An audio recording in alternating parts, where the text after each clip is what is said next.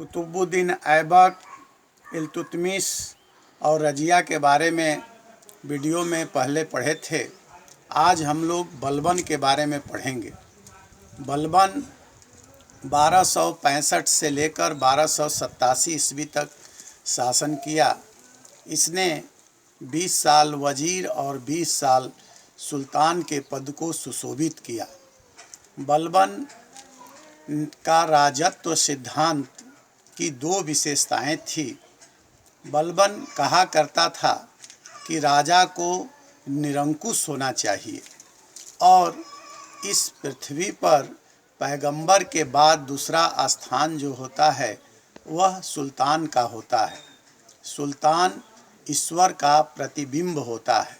इसने जिल्लीलाह की जो है पदवी धारण किया था और बलबन ने दीवाने अर्ज का स्थापना किया, जिसे सैन्य विभाग कहा जाता है। यह जो है मंगोलों के आक्रमण से निपटने के लिए इसने दीवाने अर्ज की स्थापना किया। बलबन ने अपने दरबार को ईरानी प्रथा के अनुसार जो है सजाया था। इसने सिजदा और पैबोस की प्रथा शुरू की। सिजदा का मतलब होता है घुटने के बल जो है प्रणाम करना और पैबोस का मतलब होता है राजा के पैरों को चूमना। केएम निजामी ने बलबन को एक कुशल अभिनेता कहा है। इसने कहा कि जैसे आधुनिक जो फिल्मी सितारे हैं उसी प्रकार बलबन ने भी दर्शकों को अपने कला कौशल से मंत्र मुग्ध कर देता था। बलबन ने नौरोज की प्रथा भी चलाया था।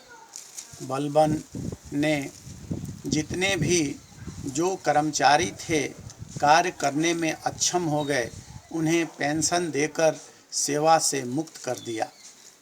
बलबन एक निरंकुश शासक था। उसने वह निरंकुशता में विश्वास करता था। वह पहले इल्तुतमिश के काल में 40 गुलाम सरदारों के जो गुट था उसका एक सदस्य था। बलबन ने जो है तुर्कान चहलगनी, जिसे 40 गुलाम सरदारों का गुट कहा जाता है, इसका दमन किया। जिसने इल्तुतमिश ने जिस संगठन तुर्कान चहलगानी का गठन किया था उसको बलबन ने समाप्त कर दिया। बलबन एक कुशल शासक था। इसने जो है वरीद गुप्तचर प्रणाली का भी गठन किया था और बलबन का पुत्र था शहजादा मुहम्मद। यह जो है मंगोलों के आक्रमण से युद्ध करते हुए मारा गया। इसके बाद बलबन जो है इतना हतोत्साहित हुआ, इतना निराश हुआ। बाद में जो है बलबन का 1287 ईस्वी में मृत्यु हो जाता है। इस प्रकार एकेडमिक परीक्षाओं और प्रतियोगी परीक्षाओं में बलबन से कई प्रश्न पूछे जाते हैं। जैसे बलबन से पूछा जाता है प्रश्न कि रक्त और लौह की नीति किसने चलाया था, तो रक्त और लौह की नीति बलबन ने चलाया था। रक्त और लौह मतलब ब्लड एंड आयरन पॉलिसी का अर्थ होता है खून के बदले खून।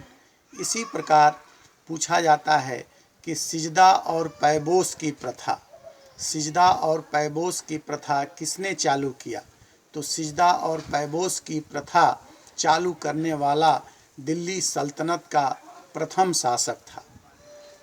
इसी प्रकार कई परीक्षाओं में प्रश्न पूछा गया है कि सर्वप्रथम दीवाने अर्ज सैन्य विभाग का गठन किसने किया था, तो दीवाने अर्ज सैन्य विभाग का गठन बलबन ने किया था।